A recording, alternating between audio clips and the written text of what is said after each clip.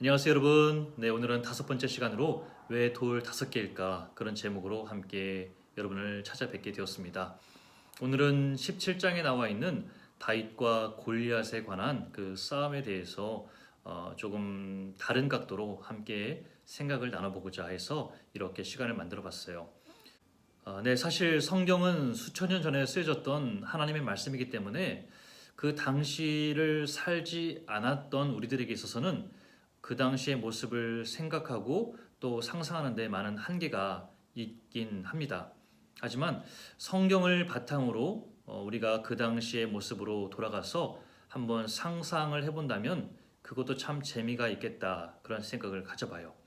그래서 오늘은 이 다윗과 골리앗이 함께 싸웠던 그 전쟁터, 그 전장으로 한번 상상력을 동원해서 함께 떠나가 보자 합니다. 여러분 성경책을 오늘은 조금 찾아보면 좋겠다 생각을 가져요. 사무엘상 17장을 여러분 성경을 좀 펼쳐놓고 한번 찾아보면서 오늘 상상의 나래를 펼쳐봤으면 좋겠습니다. 여러분 갖고 있는 사무엘상 17장에 보면 이 16절에 블레셋 사람이 40일을 조석으로 나와서 몸을 나타내었더라 그렇게 기록하고 있지 않습니까? 블레셋 사람들이 이스라엘 백성들을 조롱하고 그러면 40일을 주여로 나타나서 조롱을 하고 겁을 주니 얼마나 이 백성들이 두렵고 무섭겠습니까? 여러분 이야기하지만 이 블레셋은 당시에 철기 문화가 가장 발달했던 그런 이방 나라예요. 여러분 17장 11절을 한번 보시겠어요? 사울과 온 이스라엘이 블레셋 사람이 이 말을 듣고 놀라 크게 두려워하니라 그렇게 말합니다. 40일을 주야로 이스라엘 백성들에게 나타나서 겁을 주고 또 골리앗이라는 큰 장군이 앞장서서 위협을 하니까 이 이스라엘 백성들은 크게 두려워할 수밖에 없는 거예요. 그러니 24절을 보다시피 여러분 24절을 보시겠어요? 이스라엘 모든 사람이 그 사람을 보고 심히 두려워하여 그 앞에서 도망하며 라고 합니다.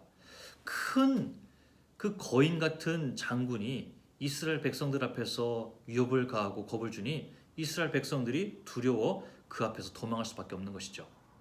그렇게 40일을 주야로 이스라엘 백성들과 블레셋이 대치하고 있는데요. 그 전쟁터에는 이새의 아들들이 가 있지 않습니까? 그 아들들의 안부가 궁금한 아버지 이새가 다윗에게 음식을 가지고 가서 그 형들의 안부를 물어보게 합니다. 형들의 안부를 묻기 위해서 전쟁터에 갔던 다윗, 골리앗이 이스라엘 백성들을 조롱하고 하나님을 욕보이는 그 모습에 많이 화가 났던 다윗이죠. 17장 26절에 이렇게 표현합니다. 이 할례받지 않은 블레셋 사람이 누구이기에 살아계시는 하나님의 군대를 모욕하느냐? 화가 단단히 났습니다. 작고 여린 다윗이지만 하나님을 모욕하는 그 블레셋 그리고 이 골리앗을 보는 순간 화가 나고 어떻게 저 모습에 떨고 있고 두려워하고 도망하는 그 모습 다윗으로서는 참을 수가 없는 거예요. 그래서 사울 왕에게 가서 저 골리앗과 대적하겠다 그렇게 다윗이 나섰죠. 참 재미난 대목인데요. 여러분 성경책 17장 40절에 보면 제가 여기 써놨지만 손에 막대기를 가지고 시내에서 매끄러운 돌 5을 골라서 자기 목자의 제구 곧 주머니에 넣고 손에 물매를 가지고 블레셋 사람에게로 나아가니라 그렇게 기록을 하고 있다는 것이죠. 여러분 한번 이런 생각 가져보셨나요? 40절에 왜 돌 5개를 골랐을까? 여러분 다윗은요 왜 매끄러운 돌 5개를 주워 들었던 것일까요? 혹시 하나 가지고선 저 골리앗을 넘어뜨릴 수 없다 그렇게 생각했던 걸까요? 하나가 실패하면 2개, 3개, 4개 그렇게 5개를 던져서 골리앗을 넘어뜨릴 그런 생각을 가졌던 걸까? 오늘 이 성경을 바탕으로 신학적 상상을 한번 해보고자 합니다. 왜 다윗은 돌 5개를 들었을까? 그 근거를 사무엘하 21장 15절에서 20절까지 말씀을 한번 찾아보면서 한번 상상을 해보자는 거예요. 아마도 성경책에 제목이 쓰여져 있을 거예요. 블레셋의 거인들을 죽인 다윗의 용사들 그렇게 기록되어 있는데 이 15절에서부터 20절까지 읽어보면서 여러분 볼펜이나 형광펜이 있으면 사람 이름이 나오면 그곳에 동그라미를 한번 칠해보시겠어요? 15절에 블레셋 사람이 다시 이스라엘을 치거늘 다윗이 그의 부하들과 함께 내려가서 블레셋 사람과 싸우더니 다윗이 피곤하매 16절에 이렇게 기록합니다. 거인족의 아들 중에 무게가 300세겔 되는 노창을 들고 세 칼을 찬 이스비브노비 동그라미입니다. 다윗을 죽이려 함으로. 그리고 18절입니다.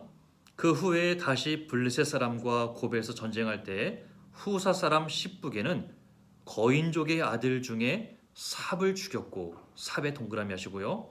또 19절에 또다시 블레셋 사람과 고베에서 전쟁할 때 베들레헴 사람 야레오르김의 아들 엘하나는 가드 골리앗의 아우 라흐미를 죽였는데, 라흐미 동그라미 하시고요.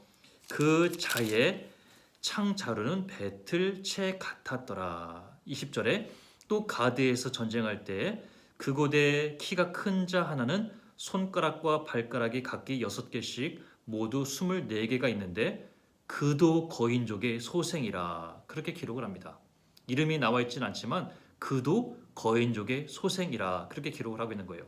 그러니까 여러분, 사무엘하 21장 15절에서부터 20절까지 보면요, 골리앗 외에도 거인족 4명이 소개되고 있다는 거예요.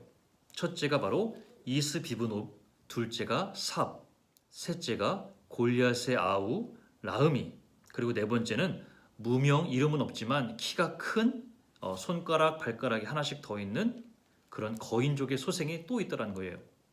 그 남은 4명의 거인이 다 죽게 되었을 때 22장, 사무엘하 22장에 그렇게 남은 블레셋의 거인 4명이 죽게 되니까요, 사무엘하 22장에 그때서야 비로소 다윗이 승전가를 부르고 그렇게 전쟁에서 이겼다, 그렇게 노래를 하고 있다는 것을 우리가 보게 되는 거예요. 여러분, 상상입니다만 이 17장의 이스라엘 백성들을 대적하고 있는 이 블레셋 사람들, 그리고 골리앗 그 거인, 골리앗의 그 키가 써 있지만 6규빗하고도 한 뼘이나 더 있다고 했어요. 여러분, 이 규빗은 손끝에서 팔꿈치까지의 길이를 한 규빗이라고 하는데요, 보통 45cm를 말합니다.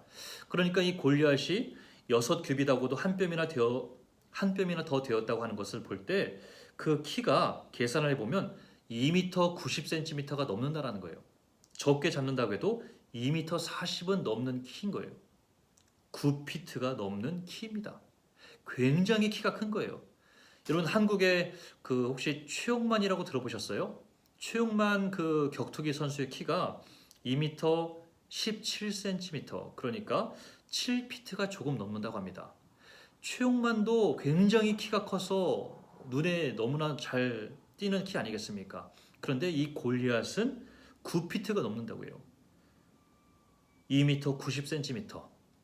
그러니까 이 블레셋 사람들 가운데 이 골리앗의 그 키가 굉장히 컸으니 눈에 띄지 않았겠습니까? 상상을 해보자면 이 사무엘하 21장 15절에서 20절까지 나와 있는 4명의 거인들도 그 자리에 있지 않았을까? 그들의 키가 굉장히 크다고 했습니다. 특별히 또 골리앗의 아우 라흐미도 이 사무엘하에 등장하지 않습니까? 그러니까 그 키가 이 골리앗과 굉장히 비슷하지 않았을까 생각을 해보는 거예요. 9피트가 넘는 그 큰 키, 다윗이 멀리서 보아도 그 5명의 거인들이 눈에 잘 띄었을 것이라는 것이죠. 생각을 해볼 때 아마도 다윗은 그 매끈매끈한 돌 5을 쥐면서 멀리서 보였던 거인 5을 함께 눈여겨보았던 것은 아닐까요? 돌 하나를 들면서 이 돌 하나에 저 거인 하나를 때려 눕히겠다, 그런 믿음과 결단과 각오로 그 물맷돌 5을 들지 않았을까, 그런 생각을 가져보는 것이죠. 조금은 엉뚱한 상상이다 그렇게 생각될 수도 있겠지만 사무엘하에 나와 있는 이 거인 4명의 그 언급을 놓고 볼 때 충분히 가능한 상상 아니겠습니까? 이렇게 성경은 우리가 그 당시를 살지 않아서 정확히 상황을 알 수는 없지만 충분히 이 성경이 주고 있는 그 근거를 통해서 상상의 나래를 펼칠 수 있는 그 가능성을 우리들에게 제공해 주고 있다는 것이죠. 여러분, 만약 다윗이 매끈매끈한 돌 5을 손에 쥐면서 거인 5을 때려 눕힐 생각을 갖고 있었다면 그 믿음이 참 대단해 보이지 않습니까? 돌 하나에 거인 하나를 때려 눕힐 생각을 가졌던 그 다윗의 모습을 우리가 상상해 볼 수 있는 것이죠. 우리가 사무엘상 17장에서 물맷돌 하나로 골리앗을 넘어뜨린 것, 그것에만 그치는 것이 아니라 그 5의 거인을 우리가 함께 상상을 해본다고 한다면 그 다윗의 믿음과 그 용기, 그 결단이 참으로 대단하다. 그런 생각을 다시금 가져볼 수 있는 그런 모습 우리가 상상해 볼 수 있겠습니다. 이런 다윗의 믿음을 상상해 보면서 오늘 우리들도 더욱더 믿음으로 나아갈 수 있길 바라봅니다. 이스라엘 백성들을 조롱하고 하나님을 욕보이는 그 골리앗을 향해서 다윗이 이렇게 외치지 않습니까? 17장 45절에 나는 만군의 여호와의 이름 곧 네가 모욕하는 이스라엘 군대의 하나님의 이름으로 네게 나아가노라. 그렇게 말합니다. 하나님의 이름으로 나아갈 때 우리 가운데 능치 못할 것이 없고요. 우리를 가로막을 것은 하나도 없다. 그렇게 생각됩니다. 오늘 또 여러분 각자 삶 가운데 더욱더 하나님께 온전히 나아갈 수 있길 바라고요. 걱정과 불안으로 나아가지 못하게 하는 그런 것이 있다면 오늘 이 다윗의 외침처럼 여호와 하나님의 이름으로 내게 나아가노라 그렇게 외칠 수 있길 바랍니다. 그렇게 온전히 더욱더 주님께 나아갈 수 있는 저와 여러분 다 될 수 있길 간절히 소원합니다. 기도하겠습니다. 하나님, 여전히 우리들의 마음 가운데는 걱정과 불안, 염려가 있지만 세상 그 어떤 걱정과 염려도 다 주님 손에 있음을 우리가 믿고 나갑니다. 주님께 맡겨놓고 걱정과 불안, 근심은 뒤로 하고 더욱더 주님 앞에 온전히 나아갈 수 있는 주의 자녀들로 삼아 주시옵소서. 감사하며 예수님의 이름으로 기도드립니다. 아멘.